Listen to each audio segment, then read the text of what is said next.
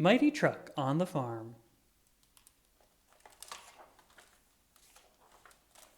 by Chris Barton, illustrated by Troy Cummings. One day, Mighty Truck got a call. "Hello?" he said in a mighty voice. "Is that you, son?" He switched to his Clarence voice. "Mom! Dad!" His mom spoke first. "We have not seen you in so long. Please come visit," added his dad. "Sure thing," Clarence said. "I will see you soon." A trip home to Mom and Dad's farm.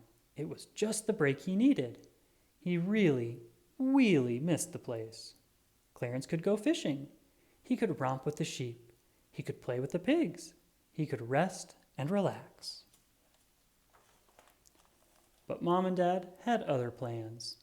They needed help with the farm. So much for romping and playing. So much for resting and relaxing. And fishing? Forget it. First, Clarence mended a fence. After that, he hauled loads of beets. Next, he planted rows of corn until dark. But Clarence still had lots to do. He needed some help himself, and he knew just how to get it. Clarence got up before the sun rose. He rolled over to the well. This should do the trick. He gave the handle a bump. Water began to pump. Clarence splashed in it. And Clarence became Mighty Truck. "Hoo!" said the barn owl. "Shh!" shushed Mighty Truck. What chore would he do first? Mighty Truck saw the field. "All right, let's go," he said. "I have a lot of hay to mow." Zoom! He cut the hay mighty fast. His heater got it mighty dry. He pushed it into a mighty stack. It was time to milk the cows, but they were far from the barn. The cows did not want to walk. "No problem," said Mighty Truck. "I will bring the barn to you." It was time to get the chickens' eggs. Mighty Truck rumbled along. The eggs rolled around. One egg hatched. "Beep," the little chick said. Mighty Truck was mighty careful. "Back to the nest you go," he said. The sun was starting to rise. Mom and Dad would be up soon. Mighty Truck rushed to do more work. He fed mules and scattered seeds. He had to hurry.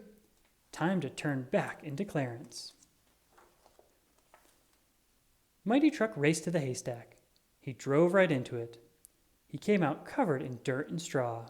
He was Clarence again, and he headed back to bed. But not for long. Mom came into his room to wake him.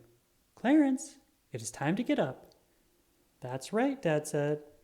"There is a lot of work to do." "Are you sure?" Clarence asked. They looked out the window. His dad was surprised.